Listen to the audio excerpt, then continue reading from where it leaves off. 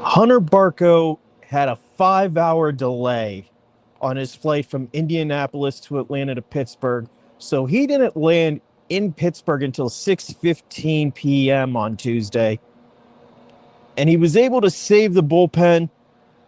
Pirates really needed his 4 2/3 innings, but it ends up being in a losing effort, and the Pirates are on their first real losing streak of the year.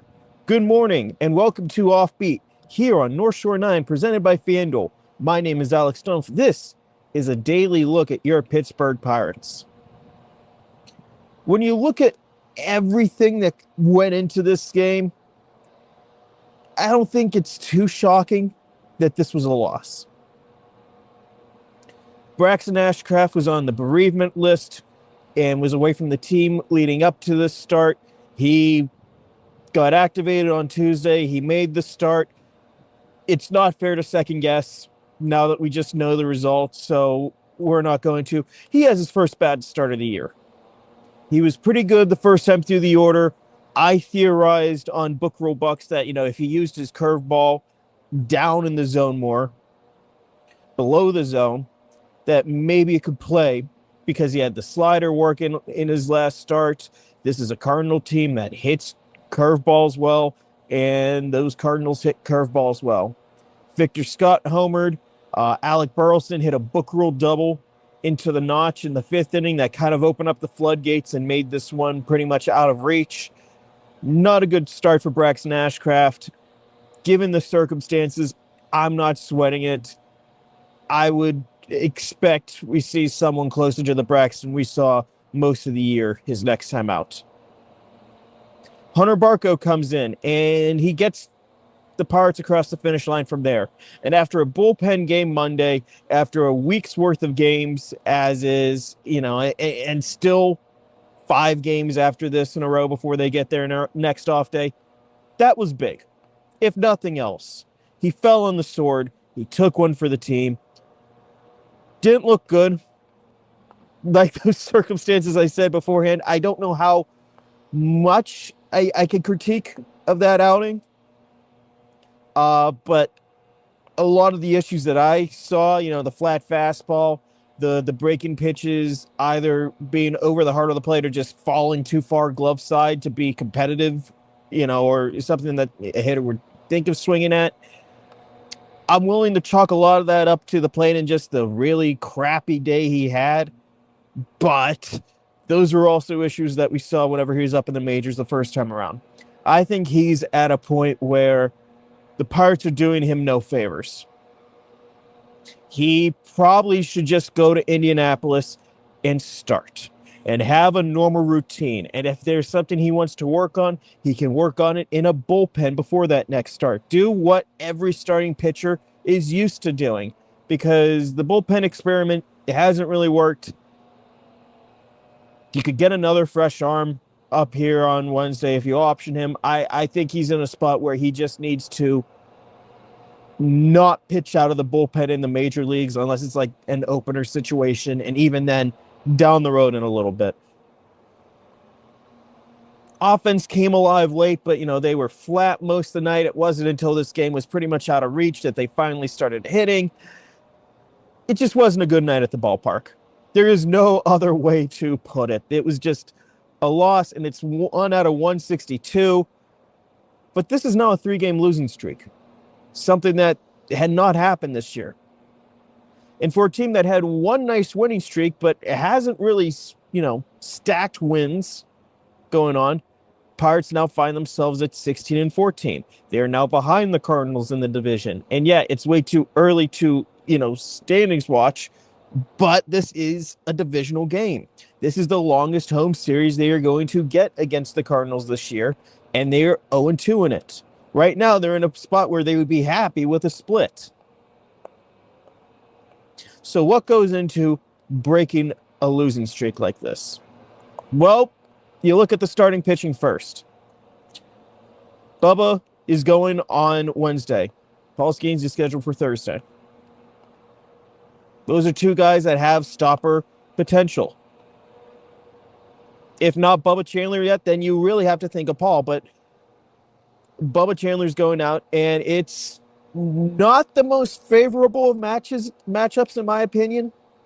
Just because, like I said, this is a Cardinals team that has shown that they can hit breaking balls so far, and that sweeper has been so important, these last couple outings for Chandler. And whenever he gets too fastball heavy, we have seen him miss the zone and miss up. And, that second, third time through the order, it's not as sharp, and he misses up and he walks hitters. And maybe that was an issue just earlier in the year, but I really like the more robust, more even pitch mix that he's had of late. Even if it's not the best of matchups on paper against the Cardinals, I think that's how you do it.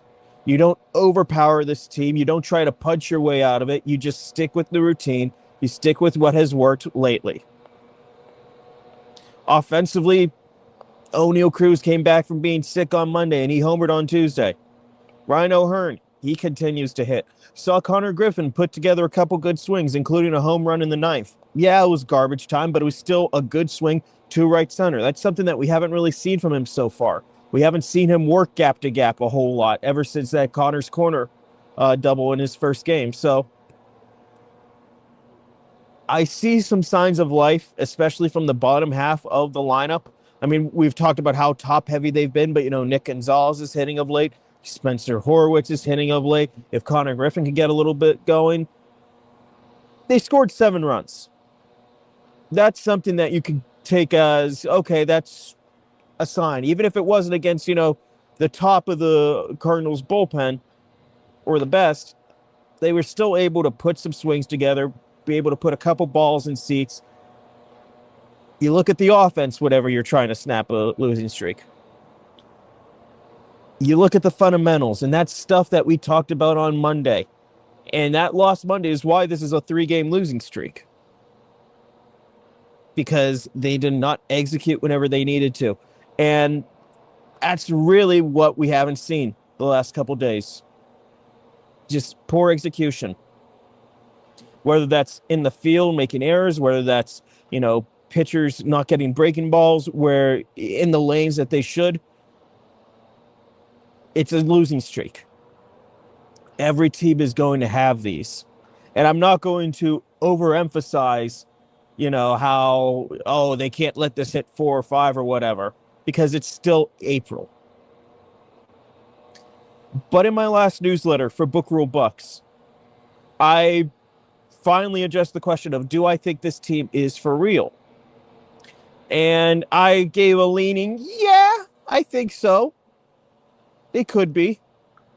And a big part of my argument, after acknowledging all the things that we've talked about on this podcast of, the defense, the lack of consistency, the offense being top heavy, the starting pitchers not having a lot of guys who have really gone a full 6 months before, all those question marks, the middle relief. I said it was the starting pitching that could prevent long losing streaks. And that's what killed this team in the past, especially in 2024. That was a team at the All-Star break. They're hanging around. They buy the trade deadline, and then they have that horrible streak in August. 10 games. And it effectively ended the season. It kind of ended the next year, too, because they don't do a whole lot. And they looked at a team that's like, well, we didn't improve last year, even though we were more talented, and now we have basically the same roster. So they have not as many stoppers back then. It was basically just rookie Paul Skenes. This team is anchored by its starting rotation. That they have Bubba Chandler, that they have Paul Skenes, that they have Braxton Ashcraft, who most nights I think would have been able to turn in a better outing. He lost the fastball command as the night went on. The breaking pitches got left up in the zone. I really think he probably should have attacked lower. He wasn't as sharp. I think on other nights he could have come through. But this is a team that can't afford long losing streaks because that's what's killed them in the past. And there's no faster way to get buried in the standings, to get buried, just in terms of win-loss record, than going on prolonged streaks. It's why we're looking at teams like the Mets and the Phillies, and their playoff odds are drastically lower than anyone would have expected, even though it's still April. Hell, we saw the Phillies fire Thompson because they thought, well, we have to find a way to try to salvage this season. The Pirates are not anywhere close to that spot right now. But a long losing streak can change how you view this team, how this team's vibes are, how this team's gonna carry themselves day to day.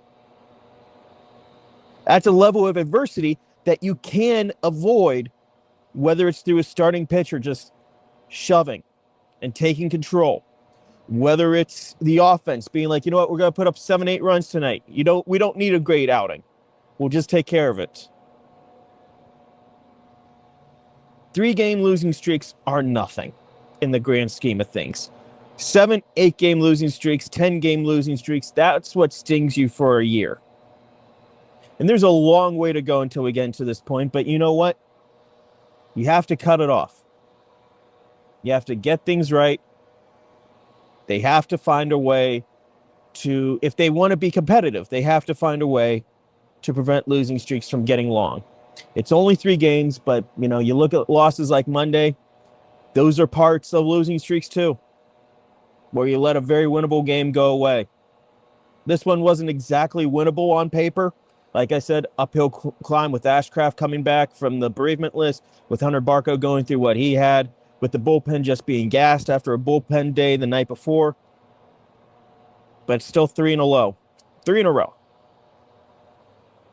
Thank you so much for listening to Offbeat here on North Shore 9, presented by FanDuel. If you haven't already, be sure to subscribe wherever you find a podcast. Or if you want to see my smiling face here in section 322 in PNC Park, be sure to subscribe on YouTube. Thank you so much for listening. Hey, it's a Bubba Chandler start. It's a brand new day. Just see what happens. Thank you so much for listening. We'll talk again tomorrow. All right, that wraps up this episode of North Shore 9. Thanks so much for tuning in. Whether you're listening on the podcast or catching us on YouTube, if you enjoyed the show, please give this video a thumbs up and don't forget to hit that subscribe button if you haven't already. It really helps us grow. And if you're listening on the podcast, a quick review goes a long way in helping others find the show. Plus, be sure to tell a friend about us. There's always room for more here in the NS9 community. And for those looking to support us a little more, consider joining our Patreon, become an MVP member, and get exclusive perks while helping us continue to bring you more of the Pirates content you love. Thanks again for all your support, and let's go Bucks.